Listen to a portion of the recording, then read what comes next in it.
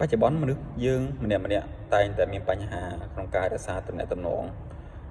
ទាំងមិត្តភាពទាំងអីហ្នឹងគឺពិបាកខ្ញុំក្នុងវីដេអូនេះខ្ញុំនិយាយអំពីបញ្ហាទំនាក់ទំនងមិត្តភាពមិននិយាយអំពីបញ្ហាស្នេហាទេទំនាក់ទំនងមិត្តភាពការរាប់អានគ្នាដែលអាចបន្តបានយូរអង្វែងហ្នឹងវាមានលក្ខខណ្ឌផងវា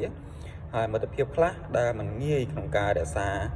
ឲ្យបានយូរហ្នឹងក៏វាមានហេតុផលផងវាដែរ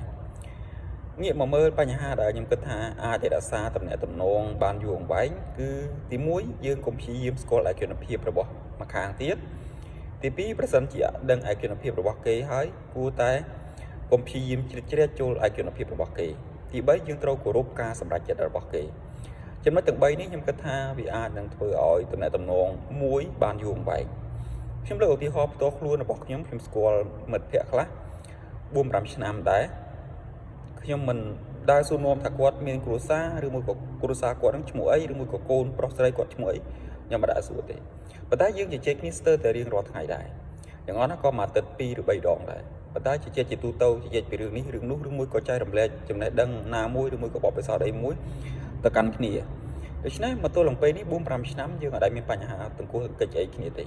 អានេះនិយាយពីបញ្ហាទំនាក់ទំនងមួយដែលយើងចង់រក្សាណា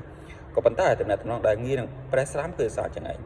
ពេលខ្លះយើងដឹងឯកជនភាពគ្នាច្រើនពេកពេលខ្លះយើងមិនគោរពឯកជនភាពគ្នាពេលខ្លះមិនគោរពការសម្រេចចិត្តពេលខ្លះលេងសាច់លេងលោះច្រើនទៅវាធ្វើឲ្យទំនាក់ទំនងអស់ហ្នឹងវាប្រេះស្រាំដែរដូច្នេះត្រឡប់មកវិញមនុស្សបច្ចុប្បន្នប្រសិនបើចង់រក្សាទំនាក់ទំនង